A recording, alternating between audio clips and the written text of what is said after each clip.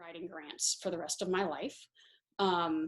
So I spun my wheels for about a year or so, and I was like, okay, my brain is worth more than a little bit more than minimum wage. What else can I do? And so, of course, I didn't want to go to medical school because I'm like, well, it's just the time of not necessarily just the schooling itself, but just the workload itself. Your schedules are crazy. And for a woman who wanted to have a family eventually, it just, anyway, so I was looking at alternative options. And my aunt is actually a pharmacist. And so she's like, well, you might want to look it up just to kind of see. Anyway, she's not a very people person. I love her to death. She's very shy. But I started looking it up and I was like, well, you know what? This is something that I could totally do. And anyway, so I did. So let's kind of see if I can share this screen. Oh dear. Is this it? The desktop?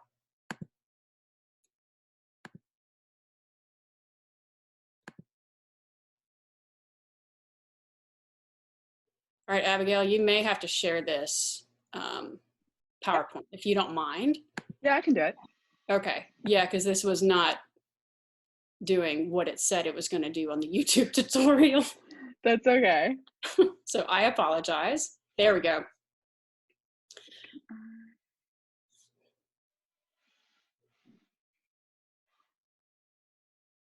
Let me play it. What's my question? There. Okay. Okay, cool. So for graduate school, I ended up in Houston I was at Baylor College of Medicine. So that's why I went to University of Houston College of Pharmacy, is because I didn't want to move, basically. It's a great school. It's become even better, frankly, since I've been there about 10 years ago. I was looking at all the kind of different things and stuff that we did as in pharmacy school back whenever I was in it. They've kind of shifted things around, and I think it's for the better. So anyway, I'll kind of go through that in just a moment. But I just kind of wanted to introduce you. I'm Julia Fraser Harris. Yes, I technically am a doctor, but pharmacists are pretty down to earth. We don't require that you call us doctors, even though we're kind of the other doctor. Now, if you do work in a clinical setting, sometimes you will be called doctor, and it's kind of nice because we put in a lot of work. Okay, so next slide, please. Okay, so as a pharmacist, these are just funny memes because as pharmacists, we do have a good sense of humor, unlike some kind of professions. Some people just think that we lick and stick, count and pour. That's frankly what I thought whenever I was at Centenary.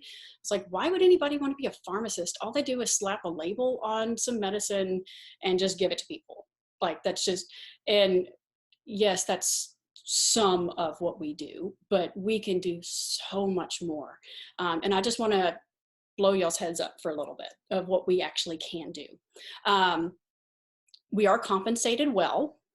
For when an entry level, you make over 100 grand right out of school. And so that's what society thinks we do. We're rolling in the dough. Not totally true, because you have student loans, lots of them.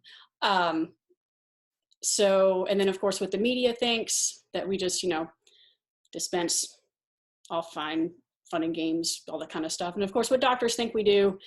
Yes, we are. Some doctors are better than others for handwriting, but a lot of them are gibberish.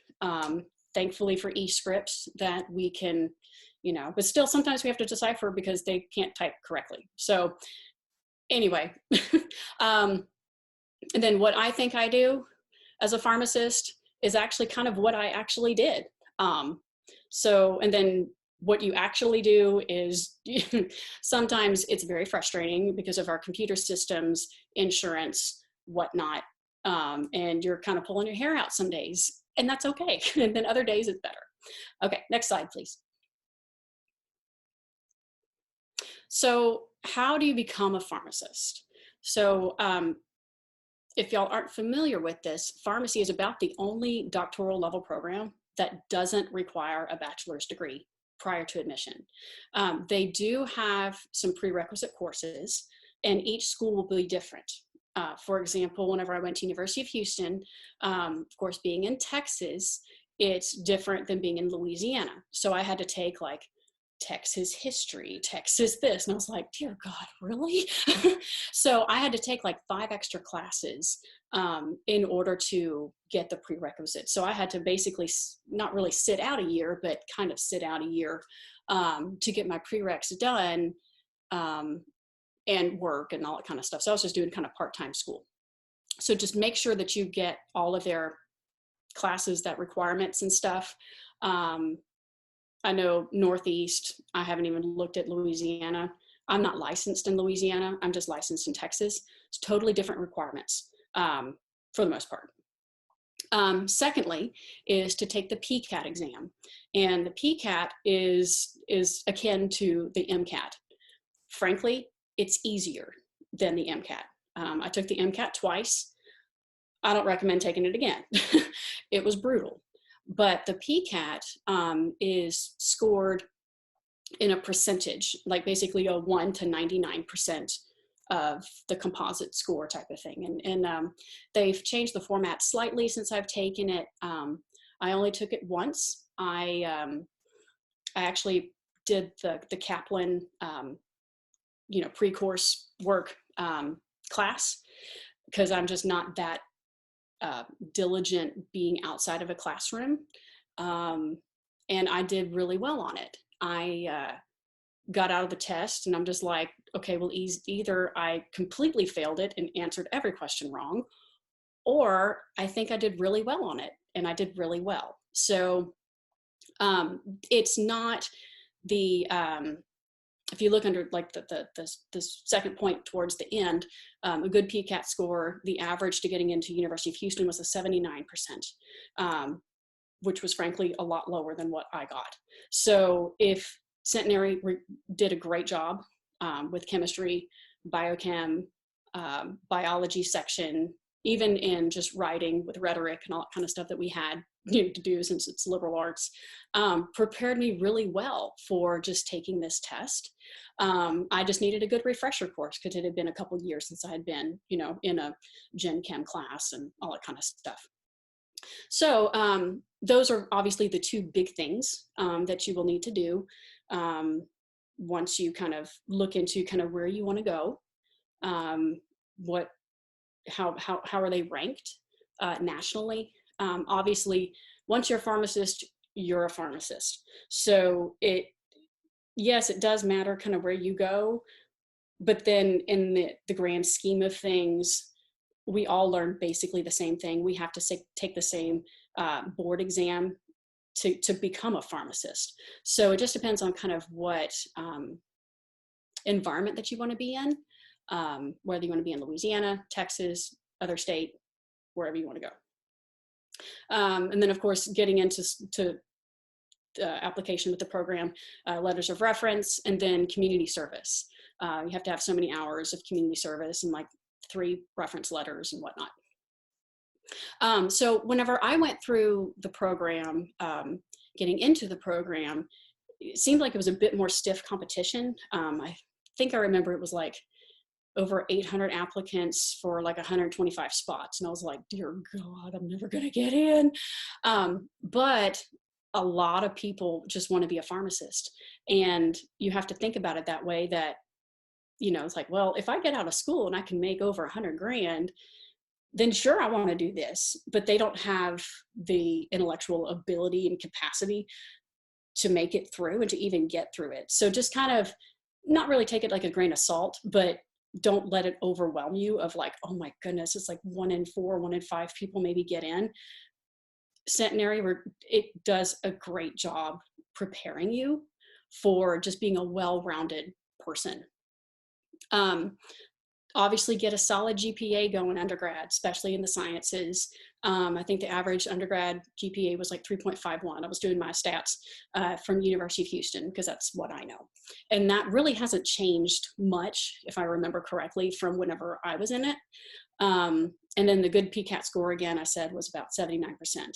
I got in the high 90s. So, and I just took it once. It's doable. It is doable. It's not that hard of a test.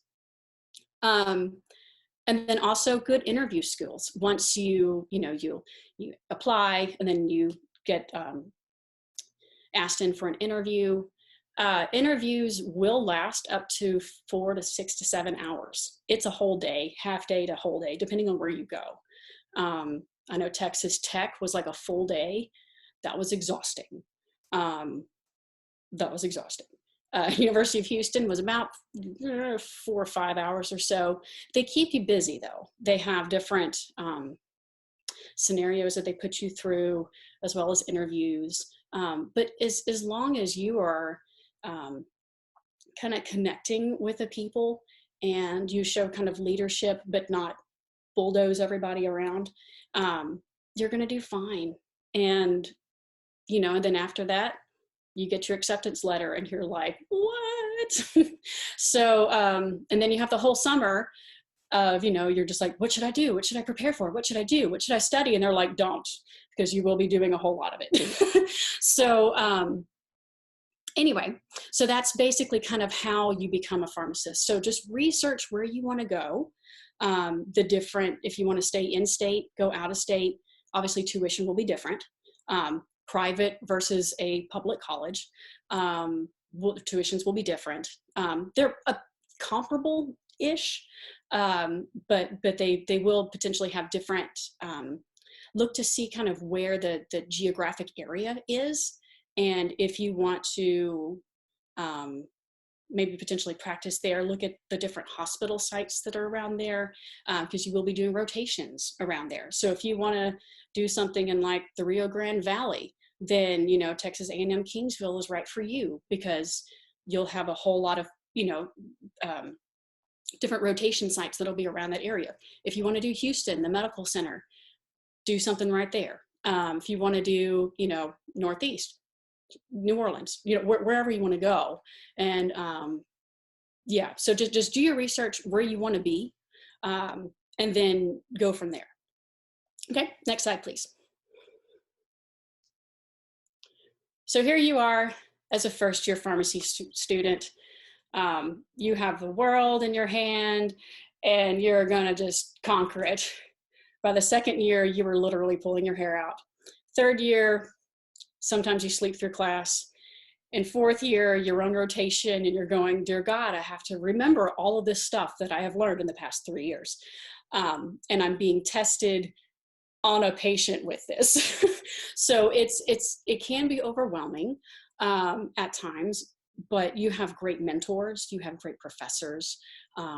Everyone is in there for you. It's not like, once you're in, it's not a competition anymore. Everyone is there to help you. It's not like a, dog eat dog, get to the top of the class. I think medical school tends to be like that, if I remember correctly, of, being with the different medical students in the rotations and whatnot, of, hey, if I get this score on this particular test, then I can move up to doing this and this and this. Pharmacy school is not like that. We are all in it together. It is, we laugh and we cry together. It's basically kind of what it is. We are a big family.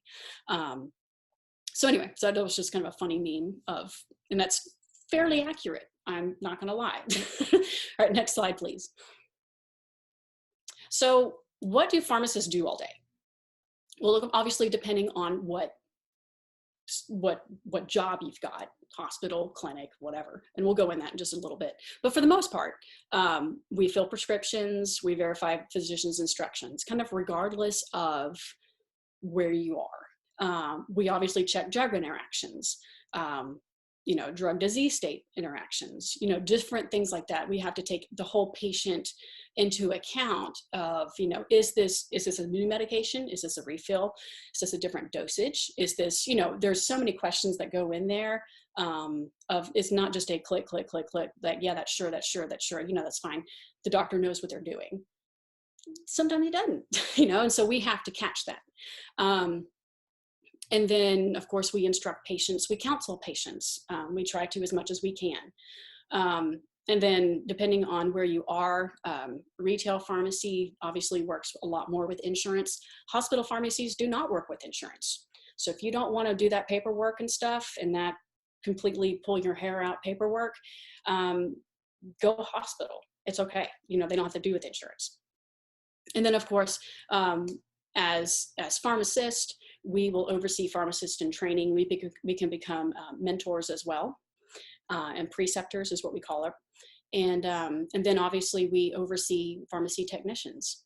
So basically, once you get that degree in your hand and you have that license, you are the boss. You're not a student, you're the boss. So that's a big transition of going from, hey, go check this for me, double check this, go double check this, because I'm not legal yet. And then the second you get your scores back and you get your license, you're it. So that's a big transition. That was a big transition for me. Anyway, okay, next one, please. So this is just a splattering of the different fields of pharmacy that you could go into. It is not exhaustive. There are many other things that you can go into, many sub things that you can go into within this as well. So, but this is something that I wish maybe had a pharmacist come and explain to me as an undergrad, of saying like, well, maybe this would have changed my perspective on pharmacy at the time, and I would have graduated at age 26 instead of age 30 before I figured out what I wanted to do whenever I grew up. So, of course, what we normally think of pharmacists is in the community. We see them at Walgreens, CVS, the drugstores. These are what we call community pharmacies. They can be either, like I said, chains, Walgreens, CVS, or independent. They can be independently owned. And, I'm the underdog of, I love independent pharmacy. You are your own business person. You open up your own stuff. So not only are you a pharmacist, you're a business owner. Then, of course, the other flip side is in hospital.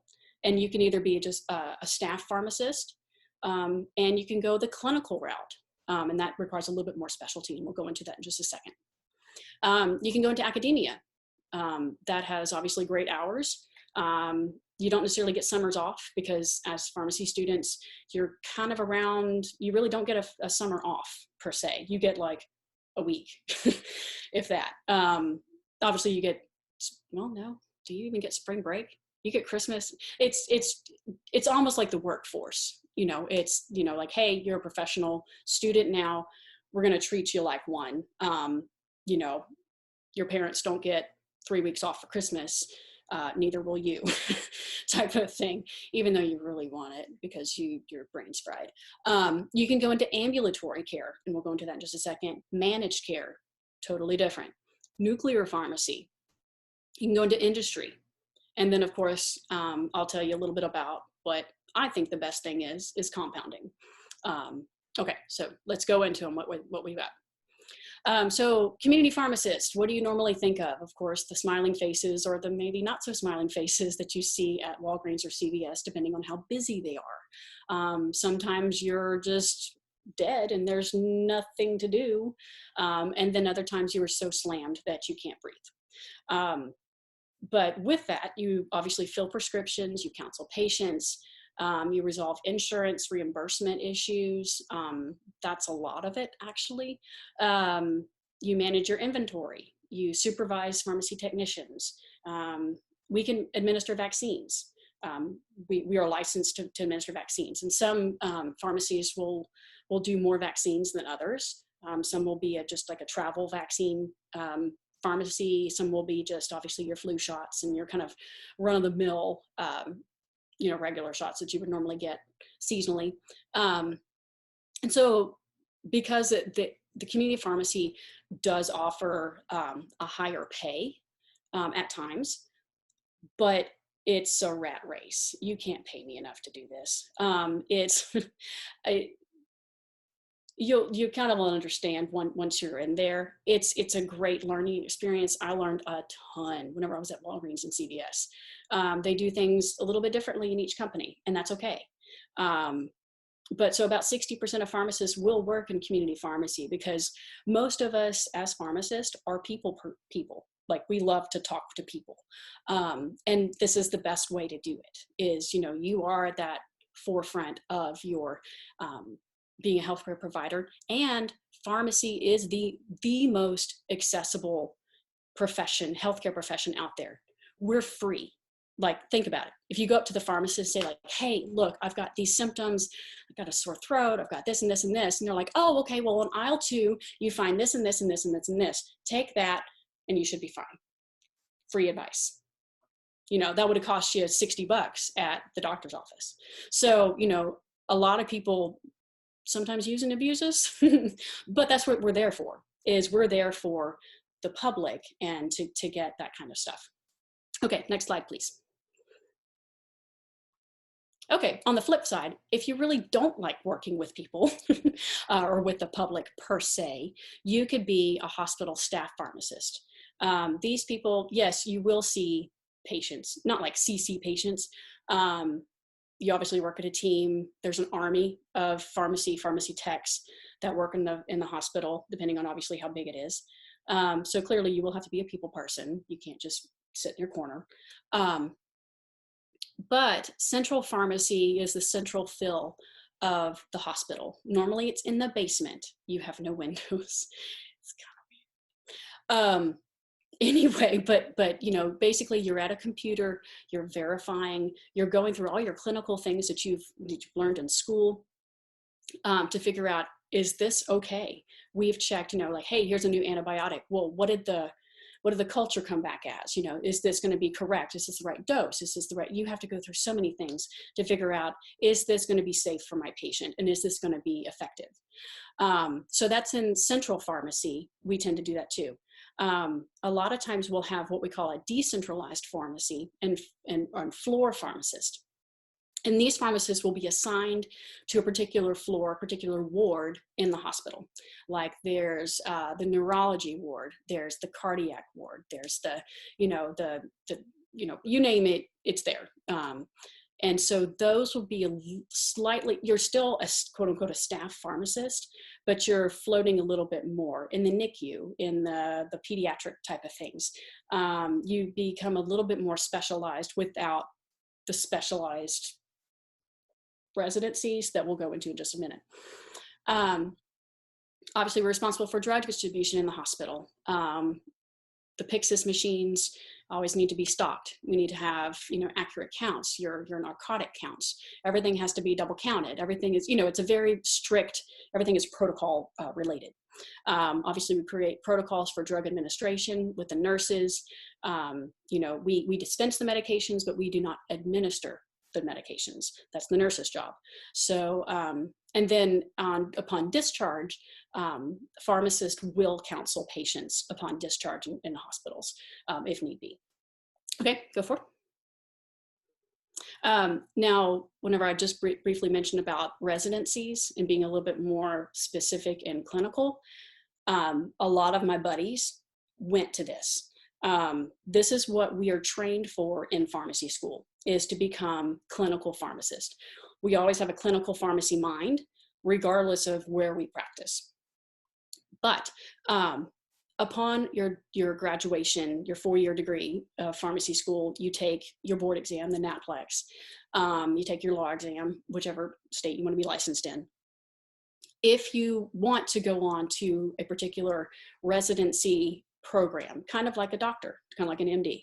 If you want to, specialize in critical care, ICU, in the emergency department, you go do that residency. Obviously, it's a bit, selective, just like the match is for medical students. But you can go into critical care, transplant. You can do pediatrics, cardiology. All these things. Infectious disease is a big one. Nephrology. And then, of course, oncology as well. So all of these will be specialized. And so we'll call them PGY, which is postgraduate year 1 and 2. So a lot, I say a lot, it's a handful that go on to their residency as a first year. And then of course, a little select few more will go on to the second year of their residency. So basically they've done 2 more years of school to specialize in, you know, the girl that sat right next to me in, you know, pretty much all 4 years in school is a transplant pharmacist. She does solid organ transplants. She does kidney stuff. She's genius. She's one of those like super smart people that you want to hate, but you can't because she's so nice. Yeah, that's her. But she's real funny too. And then, you know, I've got some oncology people. I've got critical care. We all graduated the same time and with the same degree, but they went on to go do whatever they want to do. Okay, next. And of course, you can do academic stuff. The balding guy in the middle over there is Dr. Wallace. He was one of my professors. Super cool guy. That he actually does what I forget what it stands for, but it's a Homes Clinic in downtown Houston. It provides care to the homeless because obviously downtown Houston has a pretty substantial, you know, homeless population. And so, but a lot of them have, you know, high blood pressure, cholesterol issues, obviously psychiatric disorders, you know, but if they want to be treated and medicated properly, then they do this particular clinic, and it's a multidisciplinary clinic. Medical students do it, pharmacy students, forget who else in the mix goes in there. But anyway, it's really neat. Hands-on. So he didn't necessarily conduct research. There are other professors that do. We've got some infectious disease people. We've got some pharmacokinetics people. You name it, you got it. It's in the academic field type of thing. Okay, go ahead. Ambulatory care pharmacist. What the heck is this? Well, we call ambulatory care is because people can walk in and walk out. It's not in hospital. They're not in a wheelchair. It's basically kind of how it boils down to. This will be direct patient care. This is sometimes with ambulatory care pharmacy, you can do a residency in this, and you can get certified in being a diabetic kind of counselor per se. And the doctors will kind of give you a blanket authority to adjust medications appropriately. And so basically you kind of prescribe, obviously under the doctor's blanket authority, like they'll review the charts clearly at the end of the day. But for diabetes, for anticoagulation, for blood thinning, I actually did a rotation with that too. That was really neat. Mainly just you sit at the computer and you're on the phone all day because it was a phone clinic. It's like, hey, you know, got your results back. Here's what we'd like for you to do. Just remember to do this and this and this and this. And so it was interesting. It was really interesting. High blood pressure, cholesterol, things that can be managed that, you know, potentially you could die from, but not today, if that makes any sense. Okay, go ahead. You could be a long-term care pharmacist. A friend of mine's mom was also a pharmacist. This is what she did. She would travel from nursing home to nursing home and be a consulting pharmacist. And so she would have to travel to, you know, 5 or 6 or whatever locations among the regional area where she was covering. And basically you just kind of spend a day or two there. You go through all of the patients and their medications, their disease states. You go through the whole gamut. And then if you need to change anything, you just type up your letter. Here's my recommendation. And then you submit it to the doctor. Of course, the doctors also make rounds, not necessarily at the same time as you do. But basically you are doing kind of hands-on care, but not really hands-on. You know, everything is so computer-based at this point in time. A lot of long-term pharmacists can work from home. You do it remotely because everything is in their chart and it's online. So, but of course, sometimes you will have to travel. Some people like it. Anyway, okay, next. Now, managed care. These are the pencil pushers. These hardly ever will do anything in the pharmacy itself. They will not be dispensing medications. However, they do use their clinical knowledge in the fact of hey, I'm going to be working for Blue Cross Blue Shield of this particular insurance company, and we're trying to get the best bang for our buck. We're going to improve the overall health of the patient, but how can we do that without costing them and us a fortune? Is basically kind of what it boils down to. It's a lot more to it, but that's basically kind of what they do, and that's important. It's a lot of red tape that they kind of create for other pharmacists to do, but I'm glad that they have pharmacy in there, because sometimes it's just doctors that say like, oh, well, we just need this and this and this, and this patient doesn't need this and this and this. But as pharmacists, we're the patient's advocate. We're like, well, no, because the patient has tried X, Y, Z in the past. They didn't do well. They need this particular medication to do whatever, to reach their endpoints and their goals. Okay, next. Nuclear practice pharmacy. I'm gonna be honest, I have never set foot in a nuclear pharmacy before.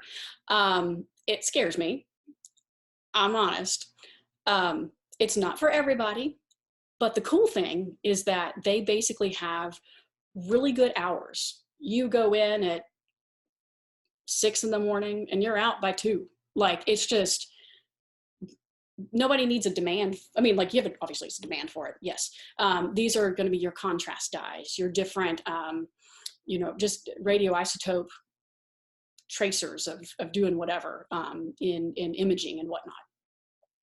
So these are pretty cool. So, okay, next. You can go into industry. It says it usually involves research. I'm sure part of it does, but it just depends on where you go. It is so, you can't just narrow it down. I've never worked for a pharmaceutical industry. I used to work in a genetics laboratory, benchtop research. So I can't speak for pharmaceutical industry, but it's out there. And they need pharmacists to be patients advocates and to use their clinical knowledge to figure out how we can do this. Okay. Now, of course, the favorite and creme de la creme of pharmacy, I think, is compounding. Now, I want you to think of compounding as basically back in the 1920s and prior to that, as you walk into an apothecary shop and everybody's mixing chemicals, they're making your own little packages of medications and whatnot. We still do that. So we compound individual prescriptions for individual needs. Pretty much everything that a compounding pharmacy does is actually not FDA approved for that particular dose. Don't let that scare you, okay? Because a lot of the drugs are exactly FDA approved. However, what if the patient can't take the red dye that's in the pill that's available over the counter or prescription wise or whatever? We can compound something with the same active ingredient, tailor-made to that patient, whether it be a capsule, a cream, a gel, ointments, suspensions, solutions, elixirs. We can even make lollipops. I mean, pretty cool, right? So this is a lot of compounding is going to be more of our community pharmacy. You walk in with your prescription, or obviously the doctor calls it in or whatnot. And some doctors are cool with compounding. Some doctors are not cool with compounding. You will find that. But the ones that are really know how to utilize us, and it's a great relationship that we have with those doctors. And it's really neat to see that you can really change these people's lives with medication. So I think it's really cool. So just look it up. It's really neat. Okay, go ahead. So this is kind of what we do. This is kind of like our lab. Lots of everything in little individual bottles, and you mix it kind of like you're baking a cake. So go ahead. So is pharmacy right for you? So this has obviously a lot of overlap with kind of anything in the medical field, really. But, pharmacy as in itself utilizes so much chemistry, biochemistry, and even biology with anatomy and physiology and whatnot. It makes you utilize that medicinal chemistry. It's, if you're just a chemistry dork like we all are, this is a place for you. It's, don't be scared of it, of saying like, oh, all I'm going to do is just count and pour, pills all day. That's not really what we do. We have technicians and robots to do that. So, we get to use our brains a whole lot more than what the public perception allows. Okay. And then again, I'm going to leave you with this. So it's daily life in the pharmacy. Obviously, this is incredibly simplified. There's a whole lot more that goes on to this, but for just an overlooking of, you oversee your daily ordering, you check for drug interactions all the time. Obviously, we have computer programs that do that for us as well. Everything is an alert. It's like moderate alert, mild alert, this kind of thing. You review prescriptions, and then, of course, you counsel patients. We make a commanding salary, and that's right after graduation. So just wanted to let y'all know about that. Any questions?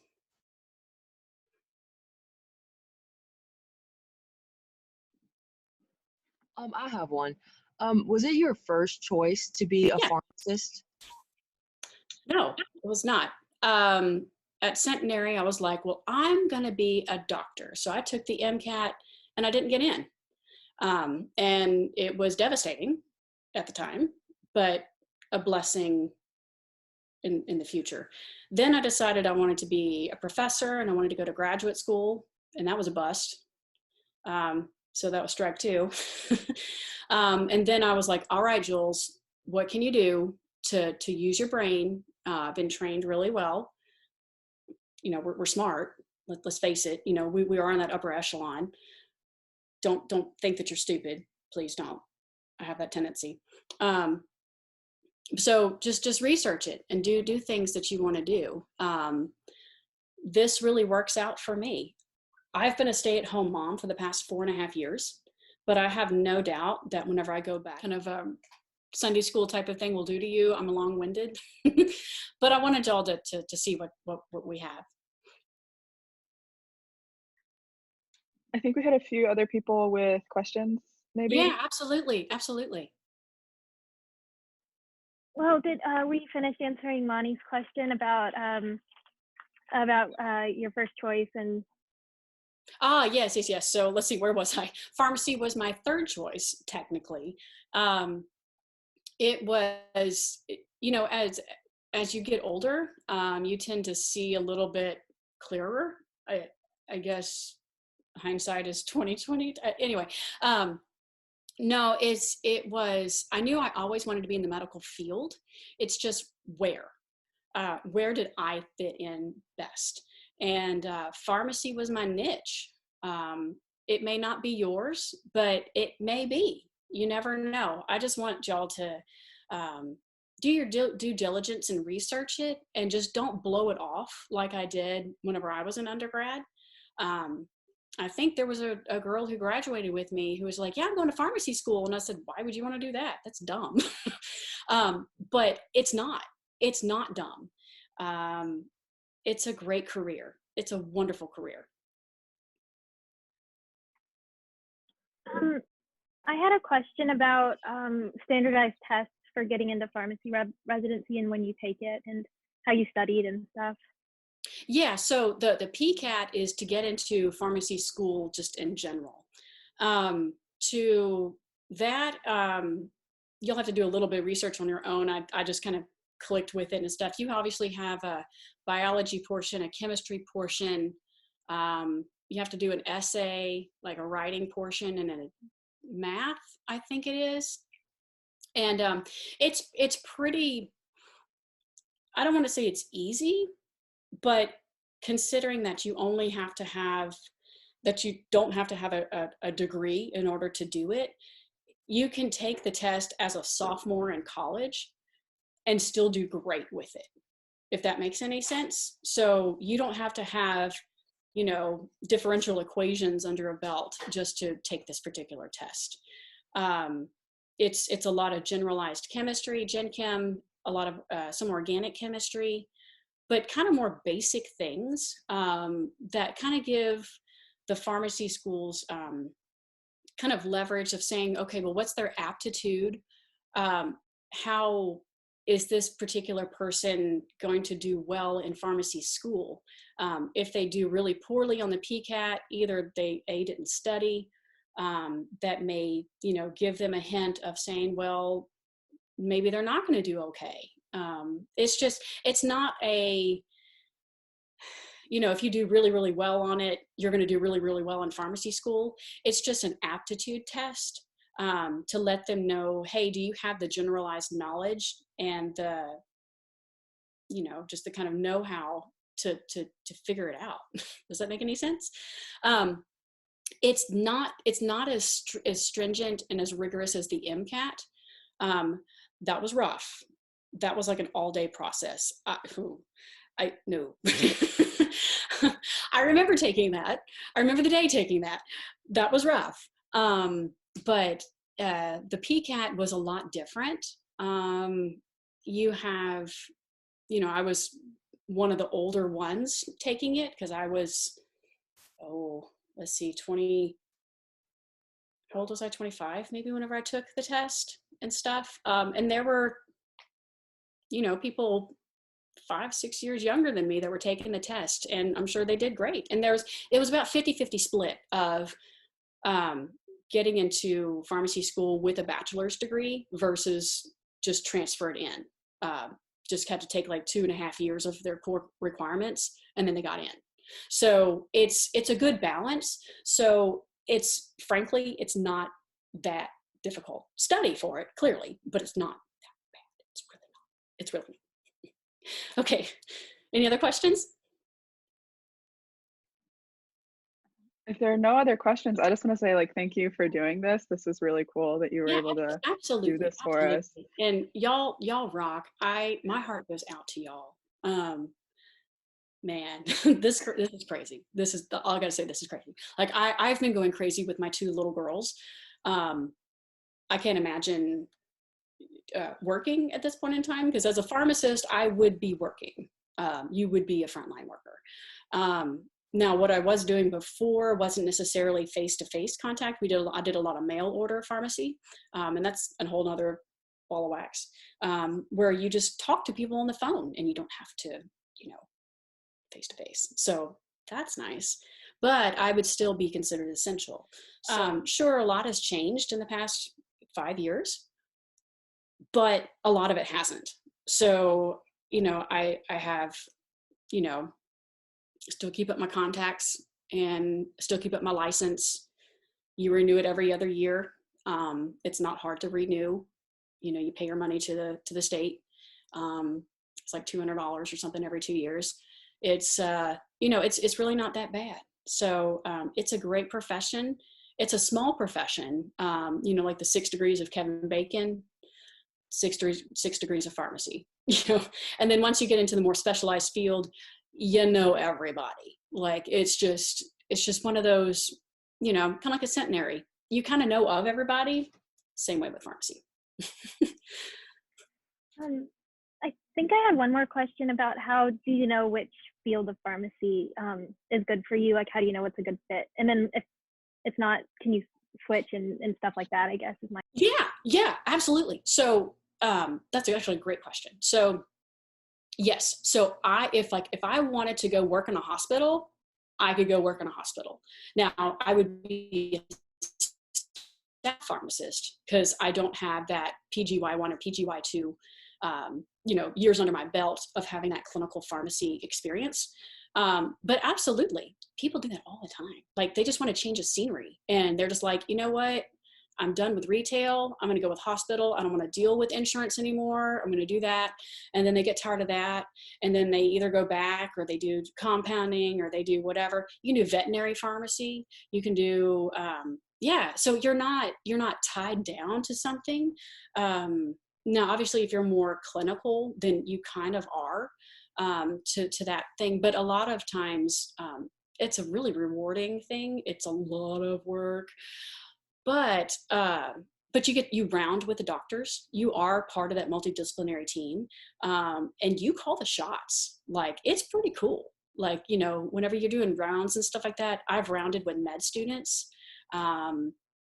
Actually, funny enough, one of the guys I graduated at Centenary was in medical school the same time I was in pharmacy school. And like, we were rounding at the same time. I'm like, Paul? He's like, Julia? So yeah, had no idea.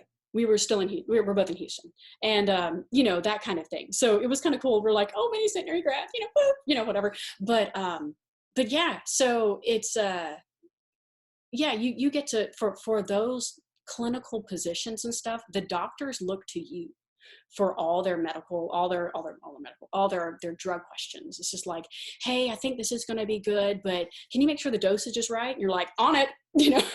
So with that, you know, obviously that's going to be more of a tailor-made thing for you. But anybody else that just kind of wants to do staffing stuff, you can ping from location to location and you are fine. So I hope that answers your question. So well, here's the deal. You will take pharmacology in medical school. Obviously not as much as we do, but they do teach you some. But whenever you do go and do your rounding and stuff, whenever you do, you know, your third and fourth year, you know, when you get your white coat, you know, between your second and third year, you get all excited. You know, we as pharmacists actually get our white coat before we start school. So yeah, so no, it's a big deal. But rely on your pharmacist. That's what we do. It's, you know, it's like we don't, you know, we've never dissected a cadaver. We know about it, but we've never had to do it. So, you know, we'll leave that to you. But if you're like, hey, I'm really worried about this vancomycin dosing. I think my patient really needs it. Do you think they need it? And you're like, well, do they meet the criteria? Let's see, you know, that kind of thing. It's like, you know, that's going to be kind of what you rely on pharmacists. And as long as you treat it as a multidisciplinary team, everyone has something to bring. Even the nutritionist that will work in with you, they have something to bring. And so something that obviously you've never studied before, but they do. And so that's actually the really cool approach, is to get that super multidisciplinary team. You have physical therapy, you have occupational therapy, you've got, you know, your nutritionist, you have your pharmacist, your doctors, your nurses, your, you know, you name it. And obviously depending on the setting that you are, like that particular thing, I think we had, you know, like 20 people in the room or something, and it was like everybody represented something different. But that was in a skilled nursing facility, you know, rehab setting of the hospital ward, of, you know, hey, here's people who were in, you know, a particular motorcycle accident or something, and so we're working to get them rehabbed, but they've developed a bed sore, and we're doing this, and we're trying to do you know, this, you know, you name it, you know, we can do it. But as long as you rely, do your job to the best of your ability, and if you don't know, pass the buck. So that's kind of what it is, because, you know, that's kind of what we do too. So everybody has their specialty, and so obviously there are a 1,000 things that you can do in the medical field. There's a 1,000 things that you can do in the pharmacy field. There's, you know, like, you name it, you can start it, and then you can go for wherever you want to go from there. I think that's everybody. But like, again, I just want to say thank you. Like, this is really fun. This is really informative. I think I think this is really awesome. Like, I really liked having this. Good. Hey, and if y'all want to, for... y'all just want to chat again, just, hey, my kids are asleep now, so, you know, all is quiet on the Western Front for the next probably 20 minutes, so I'm good, right? Anyway, well, good luck with everything, with finals. You know, Abigail with going to A&M, you know? And Anjani with going to med school. Remember who you are. Thank you. Yeah. Fine. Same thing with you, Abigail. Remember who you are. And that's just, yeah, you're going to do great. I'm excited for Thank y'all. you. I'm excited for y'all. So y'all know how to reach me. Y'all can email me, text me, whatever. I'm not working. I have 2 children. I have 2 girls. But we're good. We're good. So y'all take care.